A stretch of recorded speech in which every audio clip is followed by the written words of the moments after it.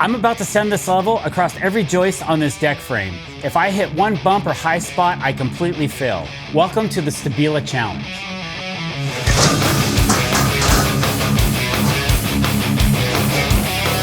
All right, Bentley, send it back.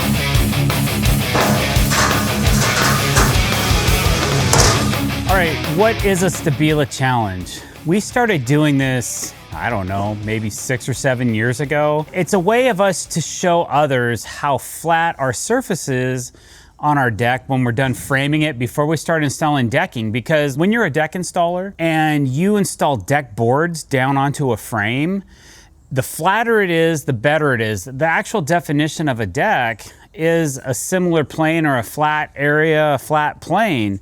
So if your decking goes like this, then you're not doing too good of a job in making it flat. So the flatter the top surface of the frame, the flatter your deck's gonna lay. So we do the Stabila challenge because it's a way of showing, it's not really a flex, it's just a way of showing how flat our surface is. Now, before you start commenting, all you guerrilla warriors out there, this is an aluminum frame. I acknowledge that. Anything that you see that's black is aluminum. It's a system.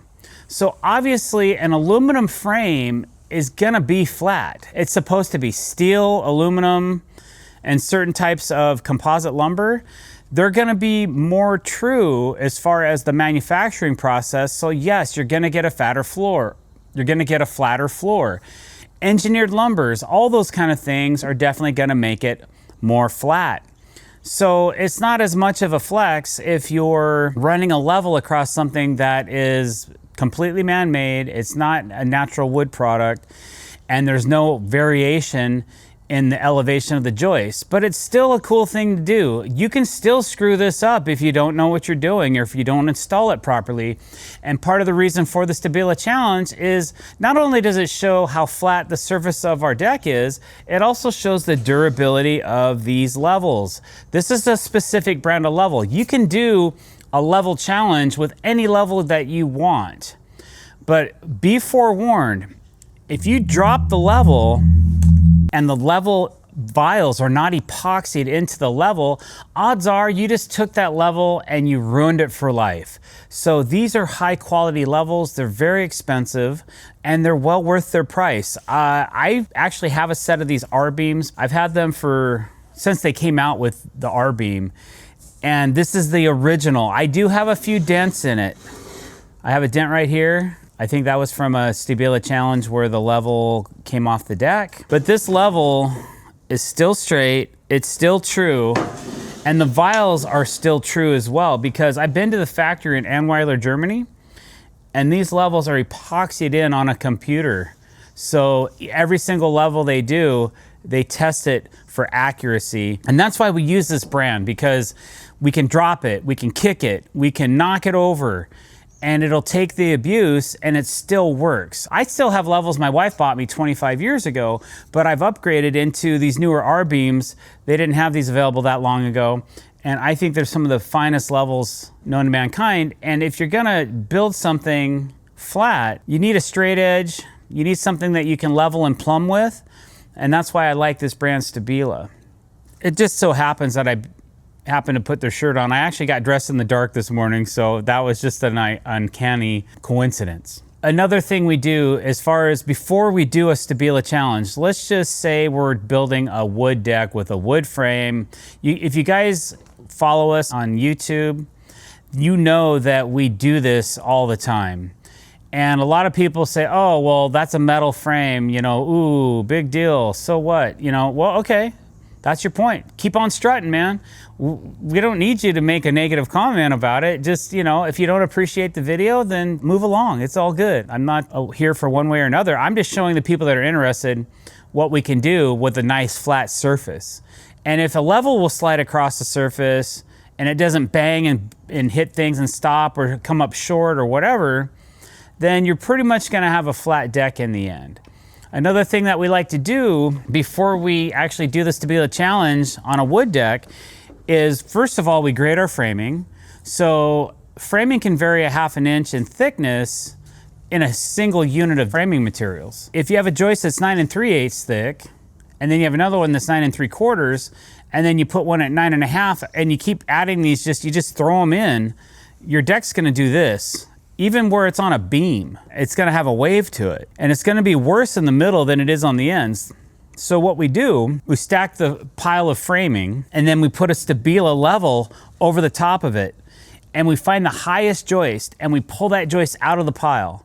Then we find the next highest one. We pull it out of the pile, and we stack it next to that tall one.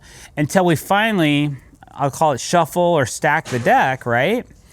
And then you have a high point to a low point of framing. A lot of people think that's a waste of time. If you've built as many decks as I have, over 30 years of deck building experience, close to 35, and you see over and over and over the common mistakes that are made because you're doing demolitions. Almost on every job that we do, there's a demolition that has to be done. You see mistakes others have made over the years, that becomes wisdom on you, and now I'm giving that back to you, the viewer, from things I've learned. So this challenge wasn't that impressive because it's a metal frame. Some people still think it's cool. I think it's cool, and I do it all the time. But the important thing is to realize that this joist system is flat. Regardless if it's aluminum or steel, composite or wood, we just want the surface to be as flat as possible. Another thing that we do, like in the middle of the deck, on a wood deck, you're gonna have inconsistencies. Some joists are gonna be crowned more than others.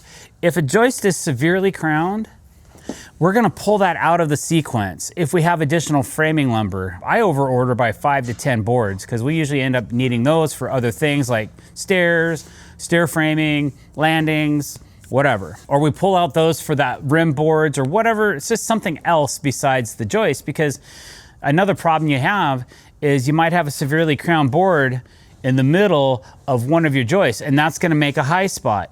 But one way to combat that is by using a hand planer, like a cordless hand planer, and you shave down the high spots in your framing. The problem with that is, well, usually we're using pressure treated lumber, right? So we're taking the treatment off the top of the material. This is a pressure treated board right here. So if I plane this off to make it flatter, that's great. But now I have an untreated part of the joist, which is gonna take the most abuse out of any part of the framing, is gonna be the surface, the top. So I combat that with two things. We use end grain solution. I use a product called Q-Tech Extreme. I apply that to the top of the joist before we add any type of membrane tape, like G-tape, to the surface. So this hasn't been G-taped yet. This is exposed. This is pressure treated plywood. This is a pressure treated board, but when it rains, even though there's an overhang, water can still get in here. This is already flat. We don't have to worry about that, but we're gonna G-tape this. We're gonna G-tape the wall. We're gonna clean all the fasteners off of it because we gotta put a staircase here.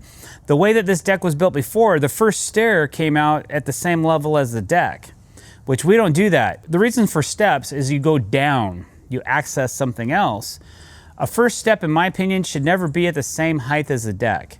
It might be easier to build that way, but it's definitely not serving any purpose. It just makes the railing more complicated. So those are some reasons for the Stabila challenge, is that we have a nice flat deck, that the level will ride across it nicely, that there's no high spots in the frame, and it's just a cool way to let people know, hey man, we just finished this frame, we got it down, it looks good. Here's my approval of that by throwing this level across the deck. And occasionally we may have a blooper or two because they don't always go as planned.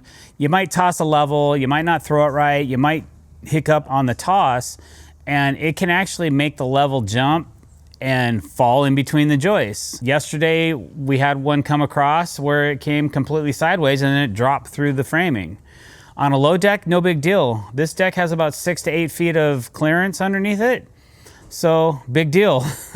We don't really want to drop or abuse our levels. That's not the whole idea of this. It's just more of a finesse to kind of show people, hey, check this out. That's what we got. All right, guys, so that's what a Stabila challenge is. If you have any questions, leave them below. Let me know what you think of that. And thanks for watching this video. I really appreciate it. And if you want to have one of your decks shown in one of our videos, click the description below to see how that could happen. All right, guys, thanks for watching. Have a great day.